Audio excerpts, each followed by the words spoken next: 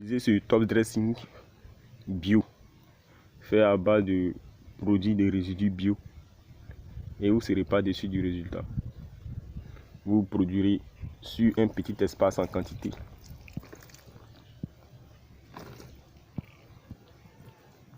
suffisante. Vous dépenserez au moins pour des résultats escomptés. Suivez la vidéo jusqu'à la fin et vous saurez tout de ce top dressing. Bonjour très chers amis agriculteurs et agricultrices. Que la grâce et la paix vous soient de la part de Dieu le Père Tout-Puissant et de notre Seigneur Jésus-Christ. Aujourd'hui matin, ce matin de lundi 6 mars 2023, je vais vous partager une expérience. Une expérience que moi-même j'ai faite dans mes exploitations, mes petites exploitations et puis dans mes cultures au sol à la maison. Et les résultats ont été escomptés.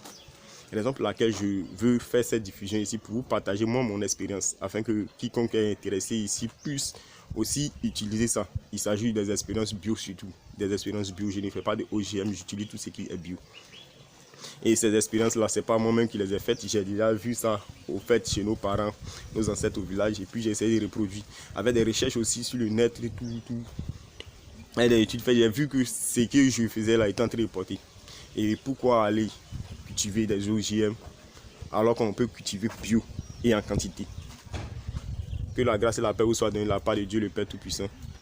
Et pour commencer, je tiens à vous dire que il est écrit dans Matthieu 6, verset 33. Cherchez d'abord le royaume et la justice de Dieu et toutes choses seront données par-dessus tout. Mettons d'abord Dieu au début et il fera le reste à la suite. Que la grâce et la paix vous soient données. Cette expérience que je vais vous partager ce matin donne de bons résultats concernant les cultures même en état de pépinière. Que vous pouvez voir ici. Ou même dans les cultures au sol.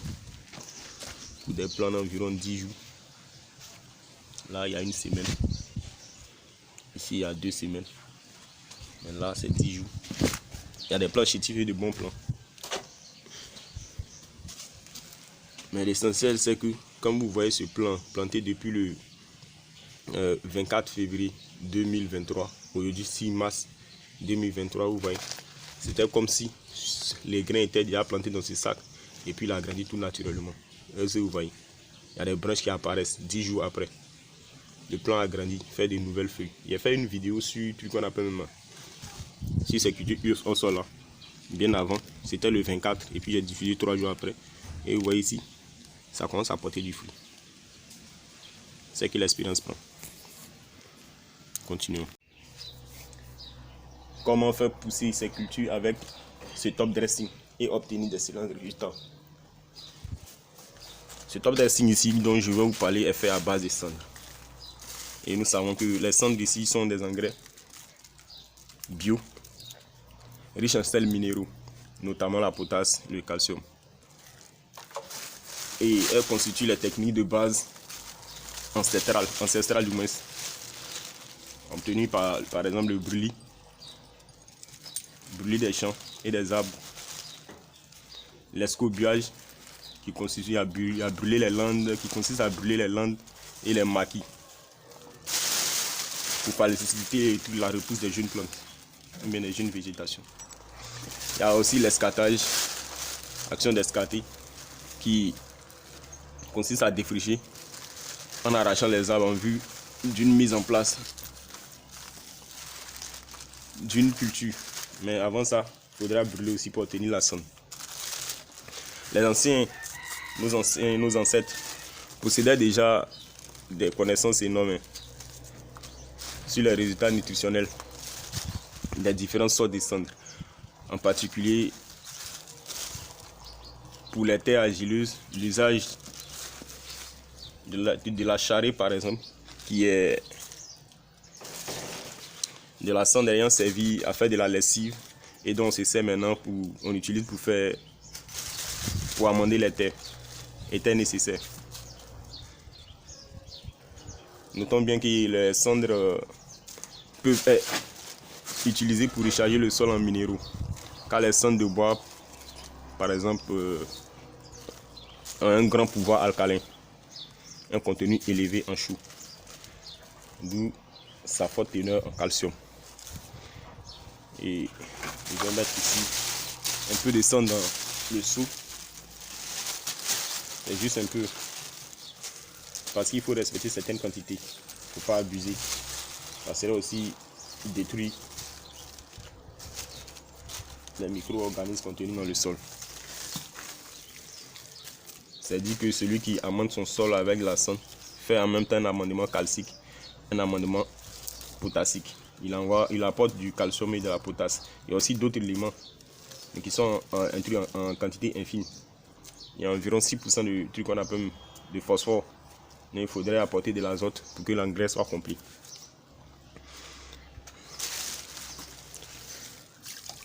Les cendres ici doivent être incorporées au sol ou au compost au printemps en fonction des besoins du sol et des cultures qui seront y établies afin de déterminer un amendement à y effectuer après. Ça, c'est pour ceux qui veulent faire une sorte de jachère, mais elle peut être utilisée aussi directement car les cendres permettent d'apporter de nombreux minéraux nécessaires à la croissance des plantes. Mais elle ne doit pas constituer la seule source d'amendement du sol, puisqu'elle ne contient pas d'azote, ce que j'avais dit plus haut. Et je me suis répété pour ne pas laisser ce détail à passer, ou bien ce détail à fuiter. Afin de travailler conformément à l'agriculture biologique dans une parcelle sur laquelle ont été répandues des cendres, il est possible d'enrichir le sol aussi avec des composés azotés, que je répète encore. Mais ces composés azotés ici seront peut-être des végétaux, des légumineuses par exemple, les betteraves, la luzerne, le trèfle, et le betterave encore, les feuilles d'arachide, afin de planter l'année suivante. C'est toujours dans le cas d'une sorte de jachère, laisser le sol reposer, trouver ses constitutions naturelles, en y apportant des végétaux ici riches en azote. On a ce type de par exemple l'arachide, le haricot, les légumineuses. Ainsi, l'année suivante, nous pourrons planter des plants, mettre en terre des plants qui ont un fort besoin en azote.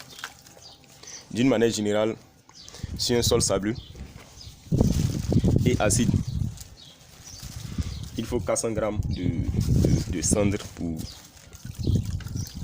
par mètre carré pour rectifier le pH de 1 point. En terre calcaire, il vaut mieux éviter, ou soit si l'on veut utiliser, il faudra utiliser une pelle, une pelletée. C'est limité à une pelletée. Utiliser une pelle seulement de cendre pour 5 mètres carrés.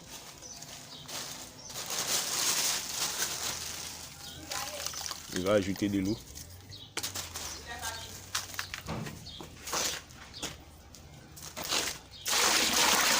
Je sorte à remplir le seau.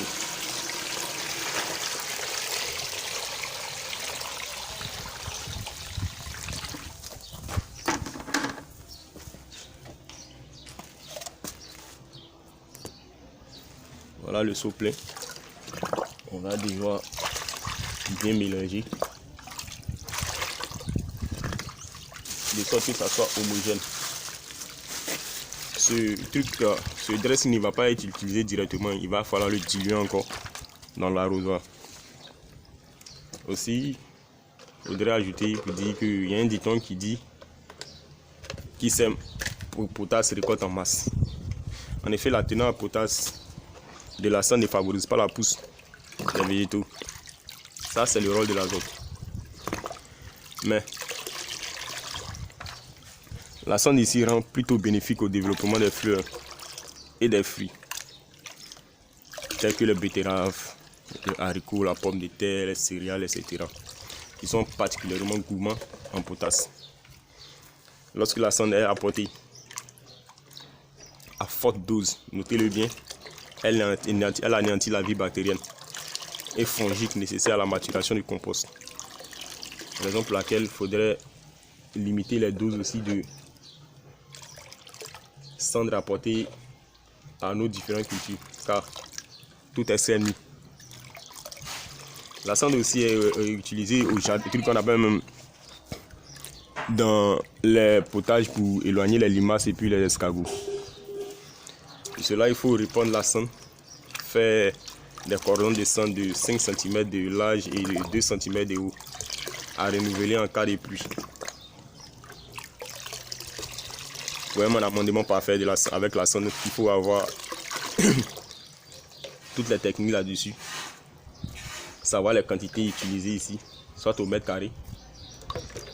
Pour la plupart du temps, pour un sol qui n'est pas trop sableux, il est préconisé de prendre 1 kg de cendre pour 350 litres d'eau. Pour faire un amendement parfait avec la cendre et avoir un bon résultat dans son jardin biologique, il serait profitable de l'associer à d'autres engrais bio, riches en azote, dont nous allons parler dans la prochaine vidéo.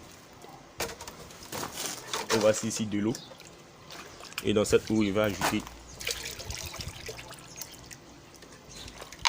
2 copes de mon top dressing afin d'arroser.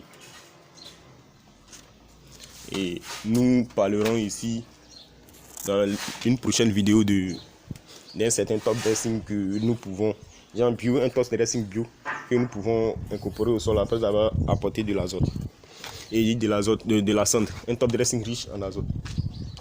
Mais nous parlerons de ça dans la prochaine vidéo. Pourquoi apporter un top dressing contenant de l'azote après? Il faut savoir que dans le phénomène du complexe argilo-humique ici, le calcium ici, c'est lui qui est le plus stable, l'élément le plus stable. Il va se mettre ici entre les feuillets d'humus et de calcium et des calcaires du moins. Je raconte quoi? Les feuillets d'humus et d'argile du moins, pour les stabiliser. Et c'est après stabilisation maintenant que les autres éléments apportés pourront se fixer et donner une bonne texture au sol, une bonne aération, une bonne quantité de rétention en eau et tout. Voici les résultats escomptés. Il faut faire cette application une fois par semaine et puis ensuite arroser avec de l'eau. Si ce, veuillez vous abonner, activer la cloche de notification pour ne manquer aucune de nos vidéos. Likez, partagez, ça serait aider quelqu'un d'autre et puis nous aider aussi. Apprenez à cultiver bio. Je compte sur vous pour répondre à la nouvelle un peu partout. Que la grâce et la paix vous soient données de la part de Dieu le Père Tout-Puissant et de notre Seigneur Jésus-Christ. Et à une prochaine fois, si Dieu le veut, à une prochaine fois par sa grâce, pour une nouvelle vidéo. Surtout, celle qui viendra dans 2 jours, sur le top dressing bio que j'utilise pour complémenter celui-ci. A plus. Comment faire pousser ces cultures avec ce top dressing et obtenir d'excellents résultats? Ce que nous devons savoir, ce top dressing ici est fait à base de cendre, qui sert aux engrais riches en sels minéraux tels que les sels de potasse et les sels de calcium. Elle constitue l'engrais de base des techniques ancestrales telles que le brûlis, l'engrais qu'on appelle même le brûlis des champs,